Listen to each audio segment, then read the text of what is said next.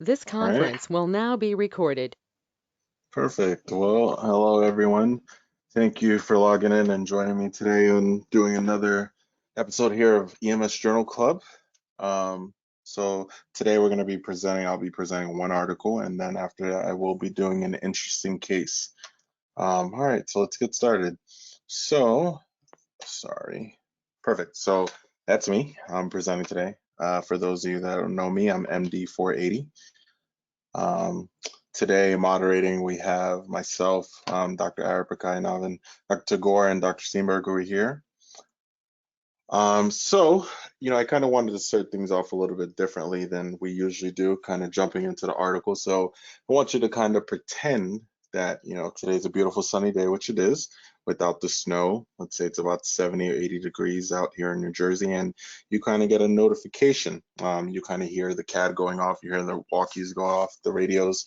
They're requesting for additional units to be kind of called to scene on the Garden State Parkway, informing you that there was a multi-car accident that just took place, and they're kind of requesting units, and the units that are already there kind of evaluated some of the patients and realized the extent of the injuries, and they decided to call for, the bird, our beautiful helicopter there. So arrive on scene, and this is, you're seeing what you're seeing here. For those of you from Jersey and that remember this happened a few years back, back when toll was $1.50, not $1.90, what it is now. But this is actually a real accident that took place here in Jersey at the toll booth. So just looking at the mechanism, you can tell that, the extent of the injuries will probably be, significant here. And so this is your patient, your hypothetical patient that you encountered. She is a 40-year-old female. She was involved in this multi-car MVC. She was unrestrained. So by the time you arrive to her, pretend you're one of the helicopter medics, and you're about to load her up into the bird, and you're going to take her to the nearest trauma center, and you're going to fly her. So this is, just the initial vital signs that you guys were able to obtain. You see that she's a little tachycardic. Pulse ox is 92%, and our end tidal there is 38. You're unable to get a blood pressure. Okay, so at this time, this is all just hypothetical, just to kind of help us get into the article that we're going to be talking about. And so while you're in flight transporting her, even though it's a short ride to the nearest trauma center, let's say, 5-10 minutes via flight, as soon as you touch down, you know that she starts to decompensate. And, she basically, essentially, she goes into arrest. And so that you're now rushing her down to the trauma bay, and they wind up taking her to the OR. But, this is kind of the scene after, she left the trauma bay. And so now you're asking yourself, like, what happened? You know, how did she decompensate so fast? And that's kind of what we will talk about today, leading up into the journal for today. So, this is kind of illustration here saying hot off the press. I was trying to find a good picture to illustrate that. But we're going to be talking about determining the need for point of care ultrasound in helicopter emergency medical service transport. So the clinical question here is that, is there really a need for POCUS in, HEMS transport? It just came out in 2021. I think Navin sent it out I think it came out literally probably like a week or two ago. I saw this and I kind of immediately gravitated towards it. For most of you that don't know, I'm kind of very interested in ultrasound. After this fellowship, I actually will be doing another fellowship in ultrasound.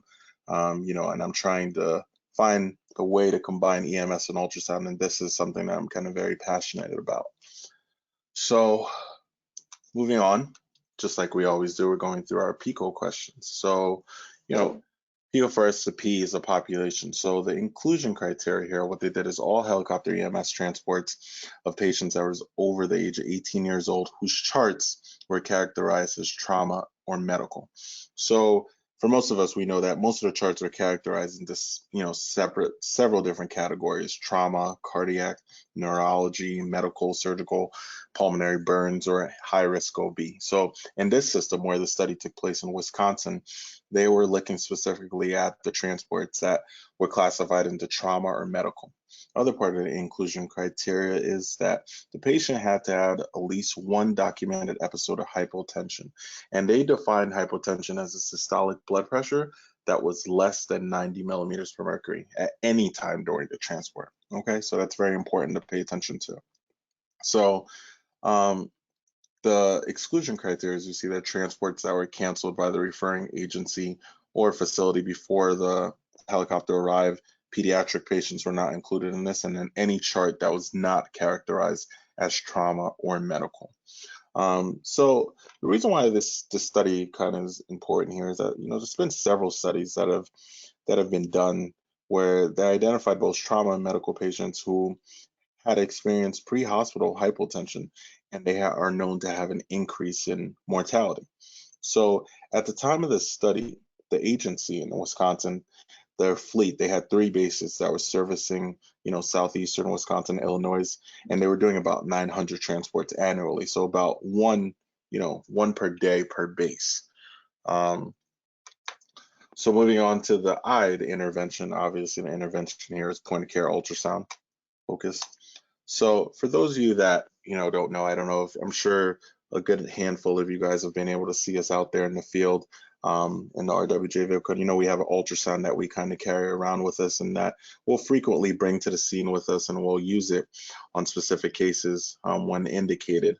I myself, I usually walk in with it at all times just because I feel like it's clinically indicated in most of the cases and most of the patients that we see, whether it's just helping to initiate IV access, or it being during a cardiac arrest and visualizing the heart, or just you may have an OB patient want to take a look at the baby. Ultrasound is pretty much indicated. It could be indicated in a lot of these scenarios. So for those of you that are not familiar with a lot of the different handheld devices, you see the one here on the left, physiologic left. So you'll see the butterfly. This is the one that we have in our vehicle. You'll see the Clarius, which is down here, and then you'll see the other GE model, which is here. There's several different types of variations of these devices, all that are kind of coming out now. But for right now, the one that's most affordable, I would think, is probably the butterfly, where it runs you about $2,000 to $3,000 for the equipment and stuff. All right. So just to go over like a little bit of the components on what they were exactly doing, what type of studies were the medics or the flight team kind of being trained on doing in ultrasound to identify when these patients had hypotension. So the first exam they were all taught was to do the EFAS, or kind of the EFAS basically is the fast exam, which for most of you that don't know, so the fast exam just stands for the focused assessment of sonographic in trauma. So basically, a couple of the views here, what we're looking at here is the right upper quadrant, which is kind of you're looking at your liver and your liver and your kidney, your hepatic renal window. You also go to your left upper quadrant where you look at your splenorenal window. You go here in the lower quadrants where you're looking at your bladder, and kind of all these areas here, what you're looking for is free fluid. So any evidence of blood, essentially. And they also go up to the lungs, which is part of the EFAS component where it's extended, and they basically are checking for lung sliding on both sides of the chest. And then you could do your subxiphoid view where you're taking a look at the heart, making sure there's no pericardial effusion.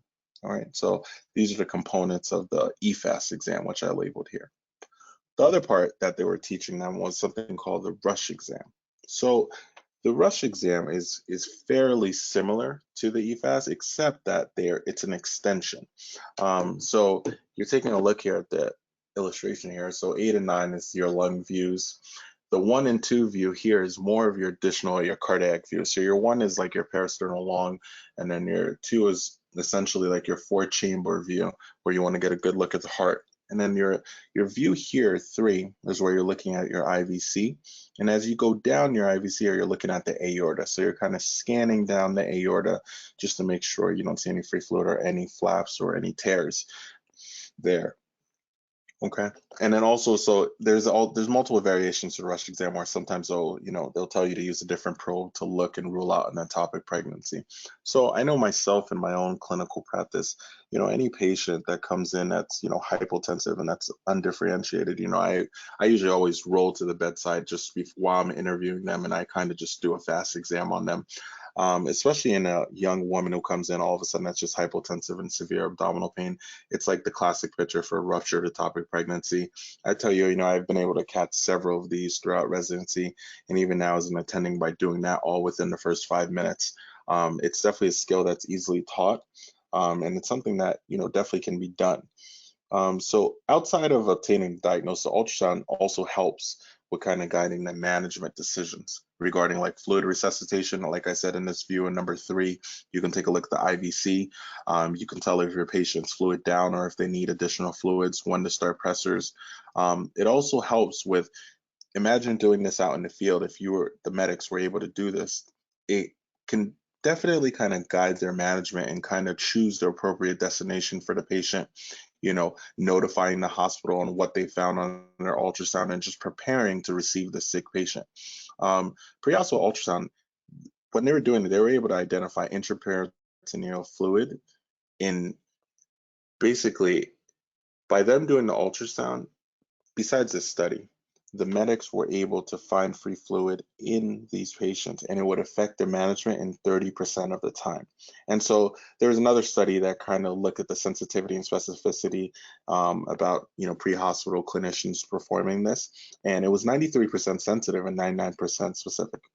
So ultrasound, they also found, did not prolong scene time, and it also allowed for permissive hypotension in the meanwhile if they were able to get blood or something that was en route. Okay, so to see the comparison, so what are you really comparing to? So we're comparing the traditional management, which is, through physical exam findings and other objective finds, so paying attention to the vitals, trying to perform a very thorough physical exam while you're in a helicopter. One of the things that you hear specifically, a lot of clinicians will say when you're in the helicopter, the bird, it's very loud there. It's very loud. So can you imagine auscultating while you're in the helicopter? Will you really be able to hear breath sounds? How easy would it be just to check with an ultrasound and see if there's lung sliding, right? So coming down here now into the outcomes. So breaking it down into the tables here, table 1 and table 2. So table 1, these were the trauma patients with hypotension. So they separated in a group of 100. Okay, they separated by male and female, and they separated by hypotension and normal tensive. So the reason why you see this column here, normal tension, is that, again, if you had documented one episode of hypotension or 90 or below, you fell into this category. But if all your other blood pressures after that one were known to be normal tensive, this is the column that you would go into. Because I realized it was kind of repetitive. I was like, how is this called? The table is called trauma patients with hypotension, but then there's a column here with normal tension. All right, so that's the reason why. So if you're kind of looking at it, they broke it down by male, female, age, the average SBP, the average heart rate, the scene call, the known diagnosis and unknown diagnosis between both of the columns there. And so there were about 216 transports that were characterized between the two groups. They excluded 3 of them because of incomplete data.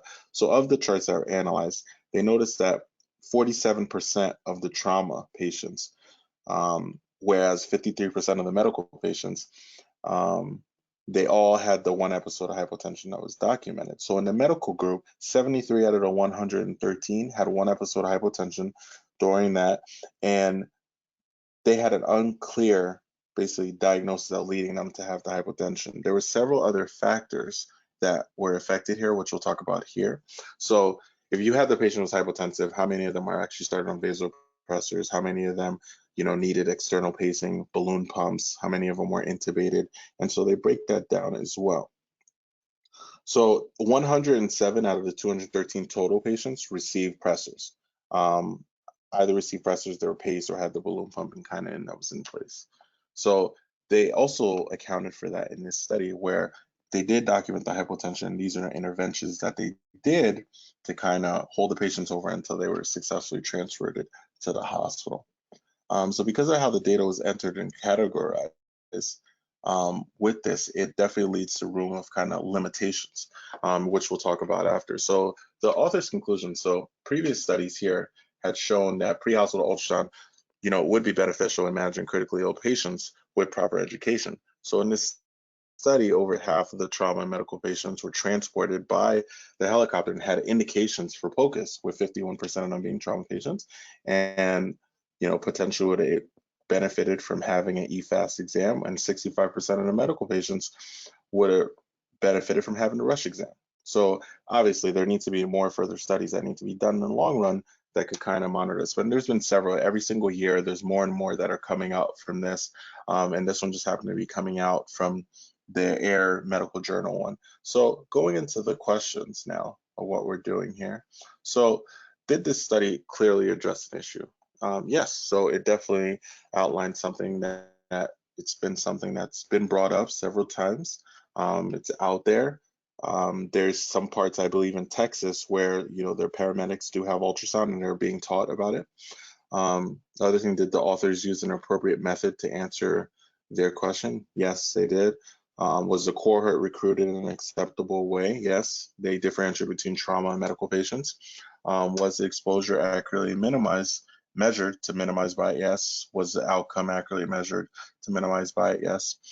So did the authors identify all important confounding factors? So one of the limitations, what they said here was there was this kind of very small sample size. So they only had about 200 participants.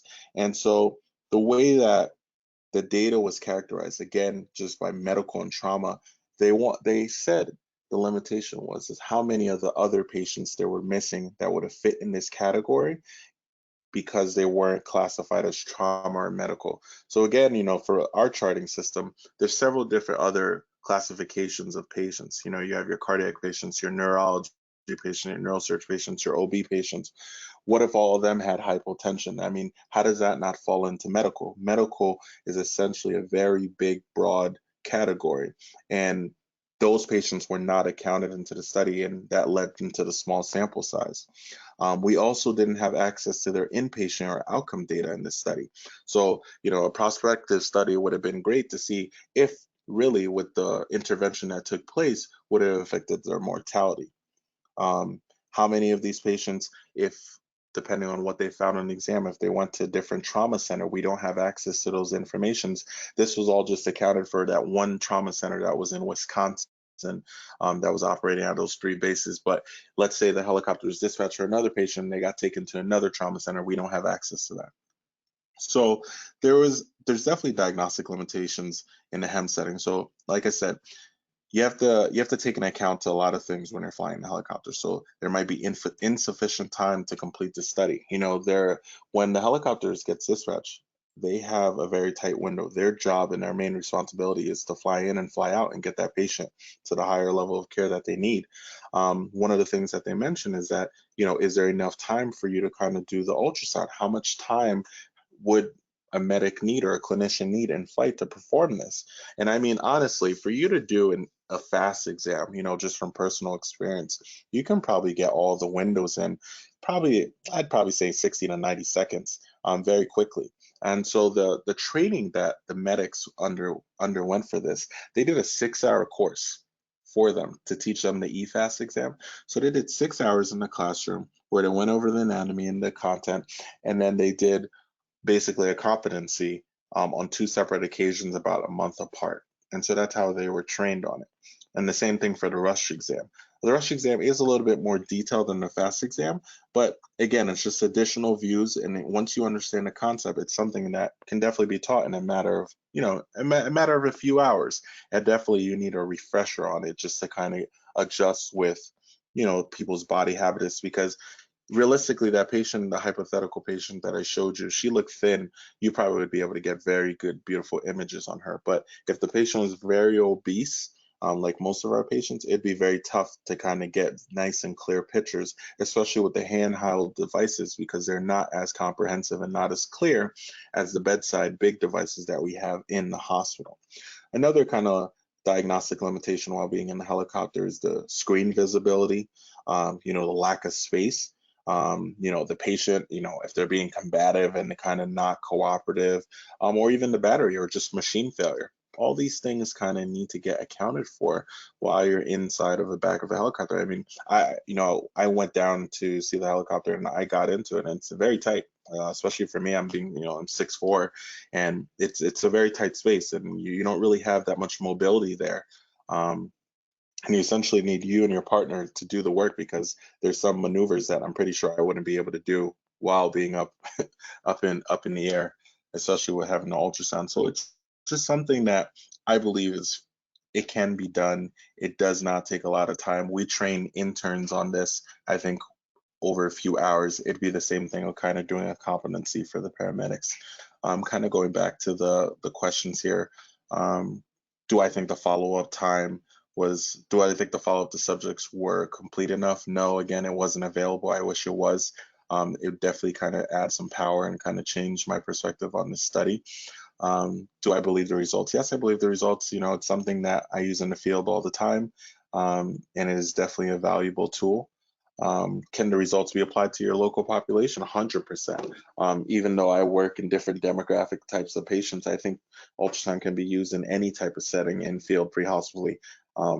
Do I think the results of the study will fit with other evidence? Yeah, I mean, there's several different studies, like I've said, that's been out, and more every single year. There's more organizations that are getting up to date, and they're doing these type of things, and they're teaching their clinicians or medics or pre-hospital employees on how to perform this. It's something that we just kind of need to buy into, and I definitely think it will affect patient care and improve mortality of some of these patients.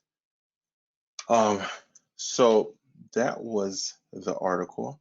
If anybody had any questions before we move on. Well, it's not just a question, but comments on this. This is Yeah, the questions article or comments. specifically. The article is specifically about helicopter, and that's sort of a lot of the times the gateway into ground as well. So there's definitely a lot of people have been looking at it. The biggest thing that was stopping it in the past has been cost, which has reduced dramatically down to, the butterflies are only $2,000 a piece, which is, you think a cardiac monitor is almost 25,000.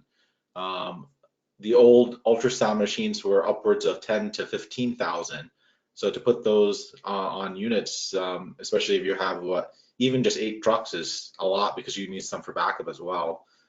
The studies that you are talking about specifically, we had reviewed in the past couple of years as well, where just taking a regular street medic and not even a critical care air provider or something like that, and teaching them even less than 6 hours. 6 hours is actually a very comprehensive training, but they even looked at 2-hour trainings, and they were able to obtain images and recognize bad pathology such as pneumothorax, fluid in the abdomen, things like that. Amandeep, Matt, you have anything? Anyone can chime in.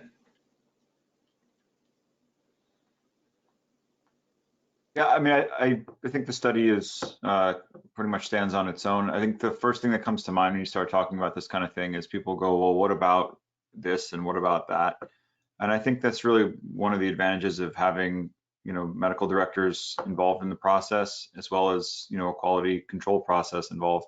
Ultrasound's come a long way. The ability to do this logistically is very, very simple now, whereas 5 years ago, it was real challenging. So I think a lot of the barriers to entry to this have been removed. I've yet to hear kind of the silver bullet argument for this is exactly why.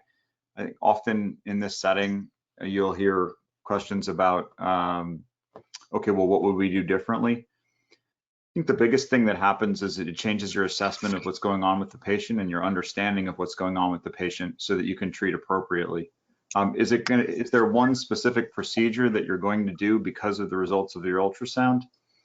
Perhaps in the helicopter setting, chest decompression based on your ultrasound findings while you're actually physically in the helicopter, that might be. But I really think the bigger argument is for understanding what's going on with your patient and treating them appropriately, so you're not chasing your tail and you know what you're dealing with. And all these other logistical issues of, are you actually acquiring the right images, quality assurance, quality control. I think even in a mobile setting, those have largely fallen by the wayside because of the cloud software, as well as just the modern, even the butterfly device is a good example. So those would be my thoughts. Yeah, I echo that. I mean, with especially the background noise in the pre-hospital setting, I mean, we need to move forward away from the stethoscope. The auscultating is just absolutely up in that avenue, that venue. But really, just for the regular medical problem, like medical patients that we see, I mean, the cardiac arrest. I mean, how beneficial is a point of care ultrasound? And I always say this. I say, the one difference between bringing a patient to the emergency department of what we can do or what we do, versus the pre-hospital setting is point of care ultrasound, aside from doing a pericarditis and something like that. But, by and large, I always say there's a couple things where I feel like ultrasound is really a game changer, and that's the undifferentiated about the patient who's got CHF or COPD, who's short of breath. Now you can kind of have some avenue of differentiating whether or not I'm dealing with CHF or I'm dealing with COPD. You have the cardiac arrest patient, who now you can look at that PEA and see whether or not I actually see some type of mechanical capture or any type of contractility that could help lead your resuscitation, and further kind of whether you run the code or not. And trauma. Trauma is so huge, and your assessment, your ability to kind of gauge, where this patient is in their resuscitation and be intervene on that is so important. So, these are really important patients that we deal with on a regular basis that we can really utilize ultrasound in a very beneficial way. The biggest thing about HEMS used to be that we don't have the space and we don't have the weight capacity. And that's always been an argument for everything in HEMS, because it's all about the weight, it's all about the space when it comes to helicopter. And nowadays we've come with these point of care ultrasounds like the butterfly. You just put it over your neck. I mean, literally like a stethoscope, and you're good to go. So I mean, we've taken away that barrier of weight, of size and space, and really kind of knock that obstacle out of the way, especially when it comes to HEMS. Dr. Dorilus, it's Steve Cohen. In addition to the diagnostic information that you spoke about, what kind of procedures like IV guided, ultrasound guided IVs and things like that can be done with this?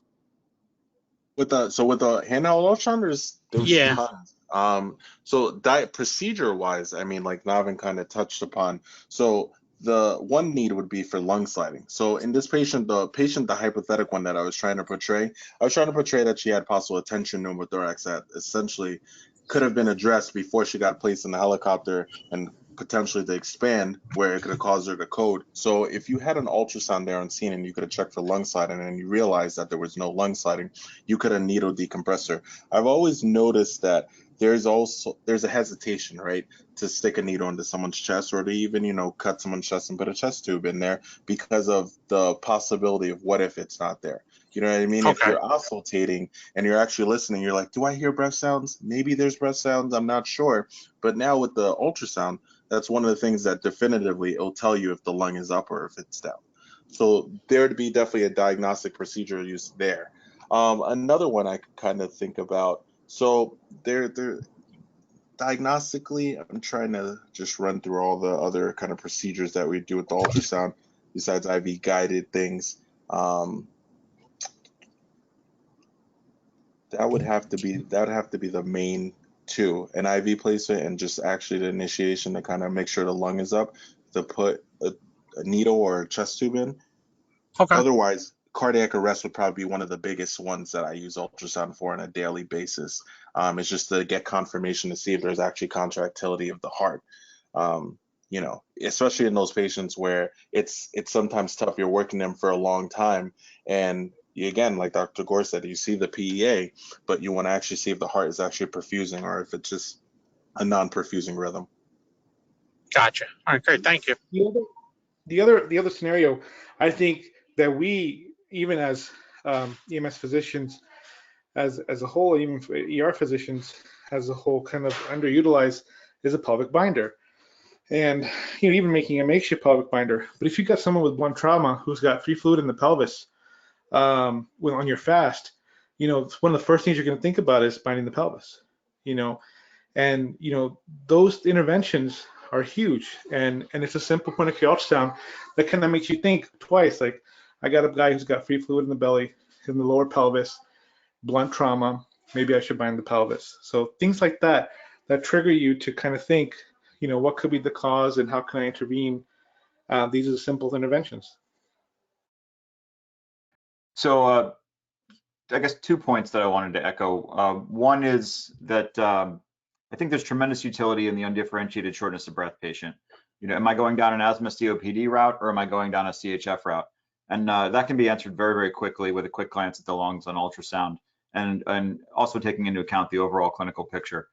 Ultrasound guided IVs, there's definitely a place for them. It's somewhere in between, do I put an IO in this patient and do I need an IV at all? But there's definitely a subset of patients where you really would like to have an IV, especially in the septic patient that's clamped down, but that's not so incredibly sick that you're just going to drill them. I mean, could you drill them? Of course you could. You know, in practice, I think there's always a hesitation for the conscious patient. Whether there should be or not is a separate argument. And the second thing is sometimes it's what you don't do because of the information that you have. And I'll share with you a quick case of a trauma patient had in Irvington early on in the COVID epidemic. It was he took out a telephone pole with his car, crashed. He was unconscious with an initial SAT in the 40s, and he had to be extricated by Irvington Fire. And his with a SAT in the 40s, with a pretty substantial car accident, frontal impact, steering wheel damage, et cetera, we were concerned about chest trauma. You know, for me, that's probably a finger thoracostomy on each side. But I did an ultrasound first, and he had good lung sliding bilaterally, and said, okay, well, let me give the oxygen a few seconds here. And he came up slowly on oxygen, and so he was responding to that plus the lung sliding. And ultimately, he ended up with a really nasty case of COVID that caused him to pass out, and his CAT scans were largely negative. So in that case, it's what I didn't do, you know, but it was the right thing for the patient, and it was guided by, you know, the decisions that I was making based on ultrasound. So again, you don't know what you don't know, and sometimes more information can really be quite helpful. In this particular case, I was still yelled at by the trauma surgeon for delaying his care for using ultrasound in the field, but you know, so you're going to have to fight those fights as well. You know, ultimately, that is what it is. I think it was an indicated exam and was in the best interest of the patient. So. Great, thank you. All right, guys, all good points. All right, We can so in start the on interest, case. Yeah. yep, so in interest of time, so we're gonna jump onto the case. So this is actually a case, oh, sorry. This is actually a case that was that I was a part of at one of the sites that I work at that I felt, you know, pertained to EMS and that we should kind of discuss. All right. So this is the theoretical patient. So it's a 61-year-old male. He was brought in kind of from home. So reading down the HBI here. So patient was found laying on the floor of his condo. He was conscious, oriented ×4, had fallen down the stairs to his condo and struck his head.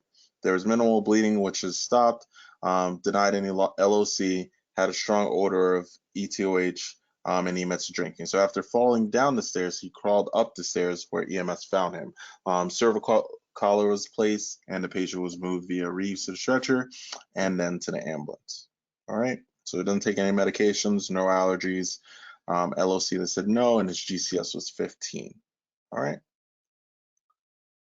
so the impression here, what they're writing, traumatic injury, kind of going down the report. So patient report was received from BLS. They packaged him, they moved him downstairs. You look at his heart rate. So initially 93, 74, blood pressure a little hypertensive, respiratory rate was fine, pulse ox was fine. And then they essentially within, you know, 15, 20 minutes, they took him to the local hospital, which is where I was at. And the local hospital where I was at, let's just call it was basically a small hospital, doesn't really have any resources there. Most of the things kind of get shipped out for specialty care. Okay. So this is the note. All right, so now this is the hospital note because I was able to pull the data. So the triage note, so patient was with medics from home, ETOH all day, fell down a flight of stairs, unknown LOC, verbally aggressive in triage, he's not cooperative, he's repetitive, and he's unable to answer orientation questions. C-collar and the blood sugar is 175. All right, so this is the nurse's impression of the patient. So here's the note, the provider note. And so the provider notes, so the patient's 61 years old, brought in from the hospital, same thing. Acute alcohol intoxication with a fall, was drinking since 3 p.m., fell down the flight of stairs and climbed back up, complaining of a headache and back pain. All right. So obviously you want to see some vitals. Okay, so this was the patient's initial vitals. So he's normal tensive, not tachy, respiratory rate's fine, pulse ox 98% room air that they have documented there. Okay, and the physical exam from the provider. So the general appearance, he's awake, the patient's belligerent, he's intoxicated. On his head, there's a 1 centimeter small skin avulsion to the frontal aspect of the head. His conjunctiva is injected because of alcohol. He smells, he has a E2H odor. He's got good pulses and C collars in place, and essentially everything else was negative. Okay. So what next? So you have this patient kind of coming down to you, and you know, likely so, you're kind of imagining, we get a lot of drunks in the ER. You know, some ERs where we know these drunks, we kind of put them in the corner just to kind of wait until they sober up. But with this patient who came in the C collar, he had a cut on his head. Essentially, it fell down, you know, a flight of stairs. They're unable to tell us how much stairs he actually fell in, but you know, he's awake, he's talking. You know, his GCS was allegedly 15. So obviously, so you kind of want to go proceeding down, and you want to get an X-ray of kind of the patient. Just kind of going through your trauma protocols if you're doing like primary, secondary surveys. So if you're looking here at the X-ray, so this is X-ray, you can tell just by like the body habitus that it's a bigger gentleman. Just kind of tell here, tell that it's a bigger gentleman. And basically what you're doing the X-ray is you're trying to see if you see any evidence of obviously like a pneumothorax or anything that's kind of there. And so looking at the X-ray here, it's just a lot of, you definitely see some congestion. You definitely see that there is some, you do have some, let's see, there's definitely some lung markings that is in bilaterally in both lungs, right? So then I even inverted the images for you guys to kind of give you like 2 views. So here's the original, and here's like an inverted view for those of you that like doing that for your X-rays. Okay. Is anybody seeing anything on any of these 2 images at all? If any, I'm not saying there is something, but if any, for those of you who have seen X-rays, if you see anything. So for those who aren't used to looking at X-rays, you know, what we look for is, you know, we look at the bones, we look at, you know, are the lung markets going all the way out, because is there a pneumothorax? If you look at the soft tissue, he was saying this is a larger guy, because if you look at the left side of the screen, you can see there's a lot of adipose tissue there. When you're looking at the adipose tissue, you also want to look for subcutaneous air. And on the left side, it looks pretty normal, but on the right side, is there air outside where they're supposed to be? Yeah, it's correct. So for those of you, so when we're looking at X-ray, so this is the patient's left where my mouse is. I'm not sure if you guys are able to see it, but right here, there is air. If you guys can see like subcutaneous air in this outline here. Hopefully you guys are able to see that here on it's on the right side, but technically the patient's left. So there is a stragger that's air there, but he does have lung markings that are, you know, on the left side. So kind of going down and trying pathway, so they usually get a pan scan. So what is a pan scan for us? So a pan scan is usually starts off with a CAT scan of your head without contrast. To make sure there's no intracranial pathology, no bleeds or anything, especially in someone who was intoxicated who fell. That's like the #1 thing that you'd be concerned about. And they did document he's acting belligerent, so he could be altered because of a head bleed. So that's the first component of the pan scan. The next one is your CT cervical spine without contrast, just to make sure that there isn't any cervical spine fractures, hence why the patient's in the C collar, which is appropriately done so. The next part is the CT chest, abdomen, and pelvis with IV contrast. And that's to evaluate for any intra-abdominal pathology, any free fluid, any blood, any, you know, splenic lacerations, hepatic lacerations, anything within the chest and the abdomen, any pneumothorax or anything kind of going on, hemothorax. All right, so that's exactly kind of what we did. So this image here, this is the CAT scan, okay? So this is the lung view for the CAT scan. And so we're gonna play this I'm gonna play it for you guys. Are you guys able to see my marker by any chance, my mouse? Yes, we can. All right, excellent. So pay attention to my mouse, so what I'll be kind of outlining here. So the video is starting up now. And so what you're seeing is all this here on this side is air. That's all subcutaneous air. Then when you get down into the lung, I pause the image so you guys can see. You guys see this black space here in between here. So this is air within the lung. So this would be significant for a pneumothorax. Okay, so you see how you notice here on the patient's right side how this lung doesn't have that black space or air. It's normal, but you see here on the left side there's air. So that'd be compatible, that'd be consistent with the pneumothorax. And here, this is all subcutaneous air from the pneumothorax. So I'm going to continue kind of playing through the video. Sorry, I'll let her play in full this time so you guys can appreciate the images. I would also know that this is the type of patient that when you press on their chest, you would expect, first of all, pain, but you would also expect to have that subcutaneous emphysema where you like crackling underneath the skin. And this is a case where ultrasound would identify air in the wrong place. Yep, that's correct. Okay, so that was the one view. So that was the lung view. So the next I want to show you guys. So this is the other view. So now the question is like, how did he get the pneumothorax? You know, how did he get this collapse of his lung, and why is there air in the subcutaneous space? So this view right here is it's our ortho spot. We call it the bone window. And so the reason why I put it on this window is that you basically want to be assessing for rib fractures, because the rib fracture would be probably the reason why he has a pneumothorax, which could have punctured his lung and also let the air out into the space. So over here on the mouse, I'll be outlining the rib fractures. I think you could kind of start to see one right here where I paused it. And so I want you to kind of watch how the mouse hovers on how many rib fractures there is. I think I paused in between each one to show you guys the fractures of the actual ribs.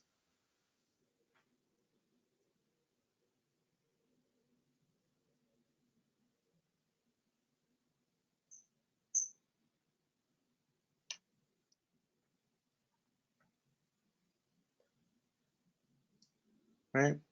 So several rib fractures there. So here's kind of the official report. So the official report from the radiologist is there is multiple left upper lateral rib fractures from the first through the sixth rib. Okay, and there's also approximately 10 to 15% of left-sided pneumothorax, and there's prominent, subcutaneous emphysema that was there.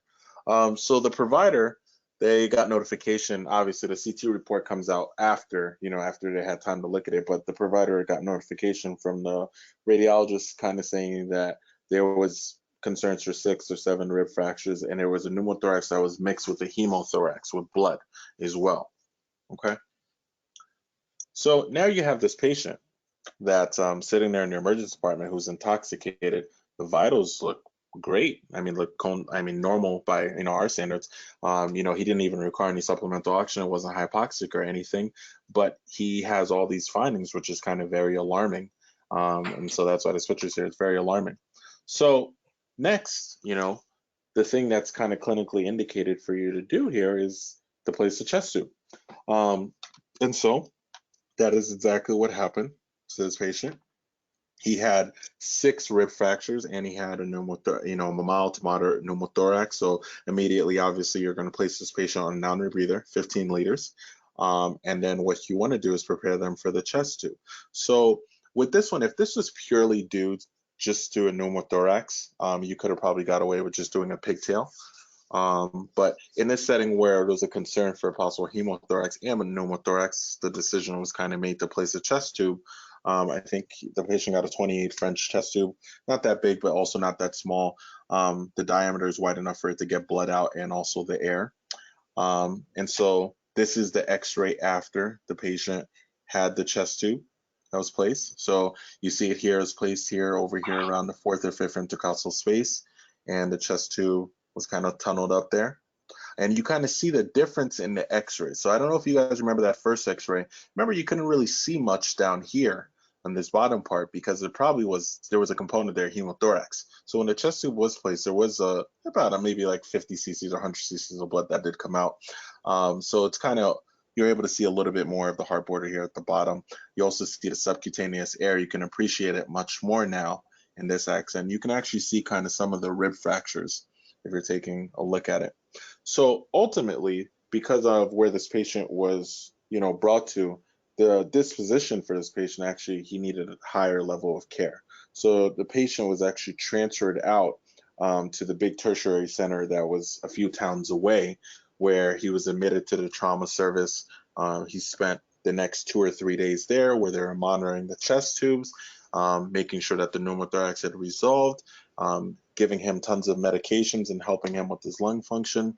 Because the concern is, when you have multiple rib fractures like this, you're never really going to be able to take those deep enough breaths for you to breathe. And what happens is you cause the lungs to form atelectasis, and essentially that's how it worsens your breathing and your lung function, and that's where the patients actually deteriorate, and you worry about forming pulmonary contusions. And unfortunately, some of those patients end up on a ventilator and essentially so succumb to their injuries. So this patient was actually discharged 3 days later. So the picture here on the right is the picture after they removed the chest tube, which showed there was a resolving of his pneumothorax, and you could tell the subcutaneous air was still present, but definitely improved from prior. So the reason why I want to present this case is your opinions and thoughts about this. There's several points that could be made here about whether or not the triage was appropriate by the pre-hospital team. Kind of evaluating the patient on site, recognizing that possibly this was a trauma patient. It was documented that this was a traumatic patient, and bringing him to a facility that was not a trauma facility, even though the patient did have normal vital signs. But he was intoxicated and he did fall a significant amount of steps. So I just wanted to hear you guys' thoughts about it.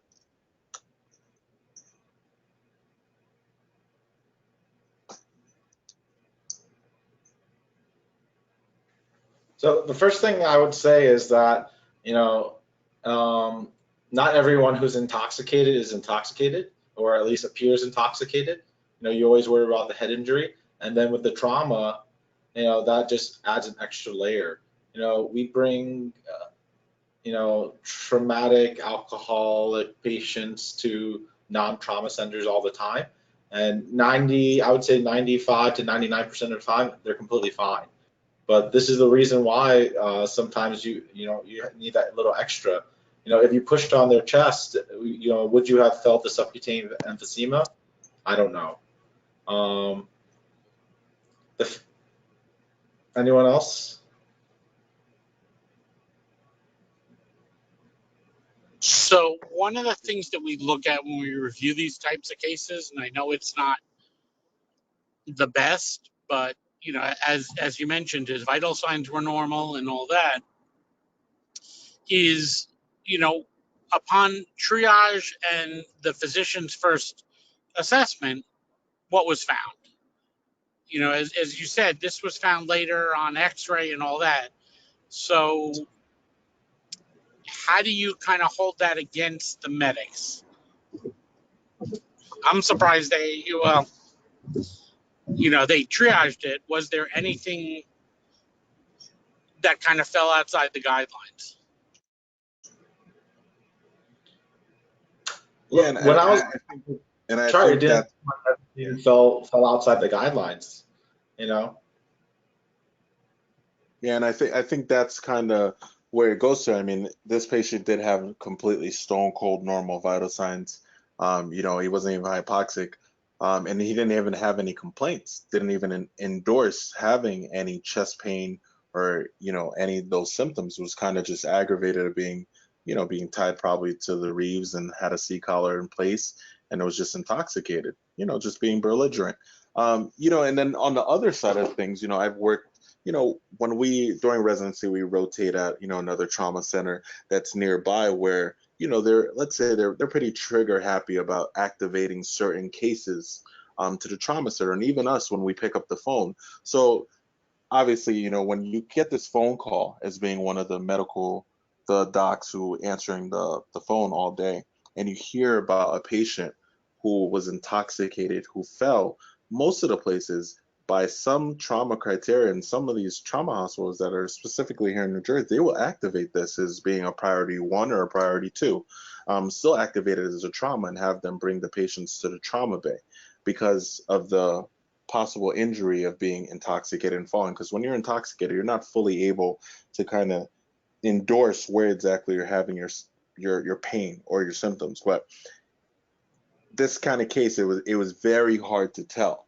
And so myself, I even mentioned it to the team, and we kind of talked about it to see where it was at, and it was the same exact thing. I mean, we bring drunks who fall to the hospital all the time to trauma or non-trauma centers.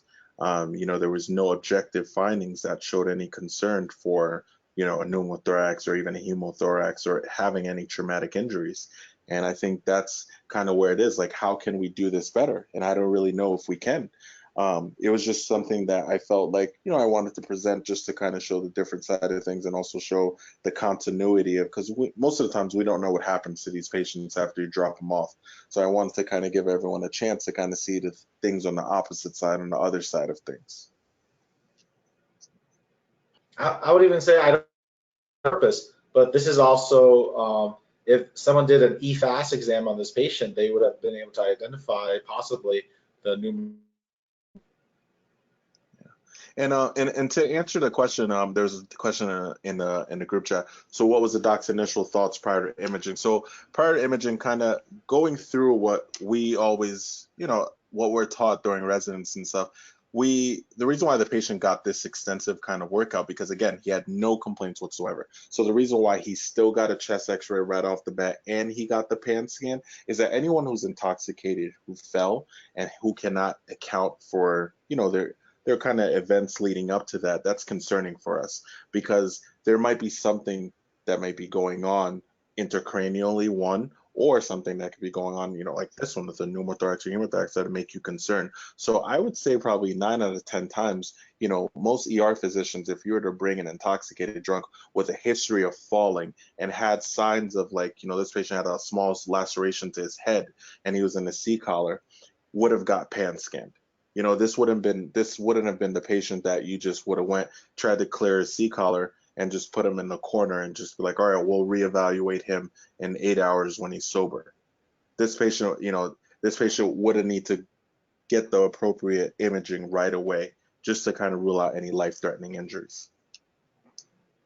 Yeah, I think what she was asking was like the initial impression, which is that exactly the same as the medics, that he was drunk and he fell, and most likely this was nothing.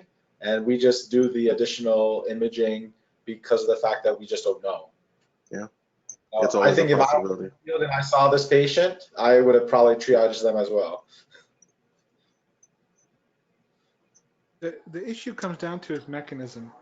So, at the end of the day, like I always say, whenever, I have residents who present to me or I listen to a call over the phone, I always think of myself being an ABM general. So I always think, what am I doing on a board? What am I doing in in an actual academic institution? But in a real situation, what would I do and how aggressive would I be? And, if you tell me I have an intoxicated patient who can't give me a good history, who fell down a flight of stairs, they could have 0 findings and they would still get an extensive workup because of the mechanism of their injury. If they fell down a flight of stairs, if someone's able to give me that history that someone had significant trauma in an intoxicated state and they are unable to give me a clinical history and I'm not able to corroborate with a good exam, that requires a workup, and that is a trauma. So, and when you compound that with actual exam findings of trauma on the patient, then that ups the ante even more. And that even solidifies the fact that that is a trauma patient. Absolutely, and that's the point I think that we need to get across to our field providers, that we need to err on the side of there's something really wrong rather than, oh, he's just drunk. The only other thing that sticks out in my mind is the physical exam or the potential lack thereof. Greg, what month of the year was this case? January. All right. So the chances of that patient being trauma naked in the back of an ambulance are probably pretty low.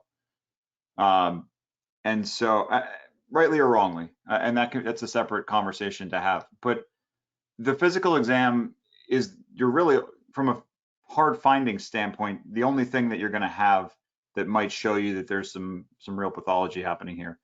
And that would be, either a Rice Krispies when you're listening to lung sounds, or, potentially feeling subQ emphysema, or the patient recoiling in pain when you press on their chest, in that area, despite their, apparent inebriation. And so, that's the one advantage I think that the ER has over the pre-hospital provider, is that chances are pretty good that the physical exam is going to be done with the patient either trauma naked or certainly much closer to it. I mean, we're going to get them out of their big puffy coat for sure.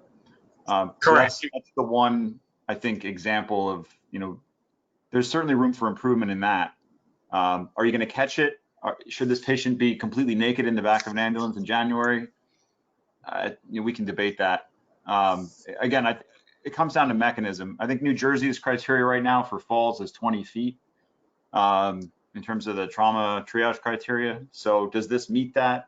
Yeah, I mean, it's down the stairs, right? So it's not a direct fall. And certainly the mechanism criteria has changed over time, both statewide as well as, frankly, every trauma center I've ever worked at is kind of tweaking their mechanism thresholds, because they tend to be the most catch-all and the largest number of negative workups. But to Amandeep's point, with that kind of a story, the patient certainly deserves a close inspection, and a high index of suspicion. So, to your point, Steve.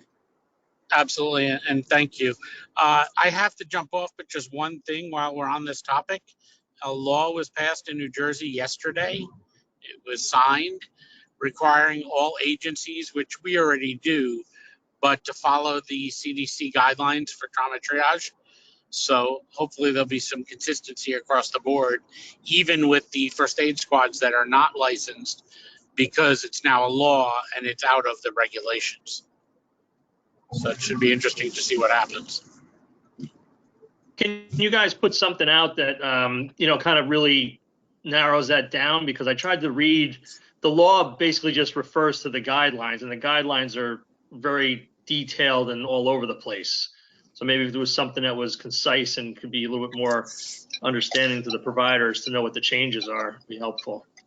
Actually, there's no changes for us. Our trauma triage guidelines have modeled the CDC guidelines since 2011, or actually even before that. So if you just look at our policy, that should give you an idea of what. So there's no changes for us. Okay, fair enough. Nope, no changes for us. All right, guys, I have to jump off. Thank you. It was very informative. Hope you don't have to jump too high. All right, any close-in arguments? Anyone?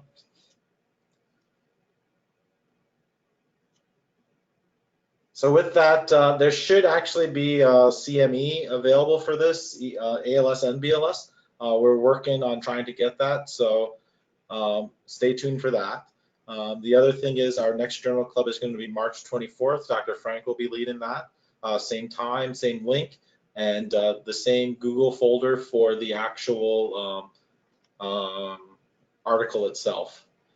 Other than that, we'll also be putting out the questions specifically for the CME test, and I'll see everyone later. For the fellowship people, we're going to be switching over to our next conference. Link is, I put on the calendar, it's our standard link, and let's just take 5-10 minutes, and I'll see you all there. All right, bye-bye.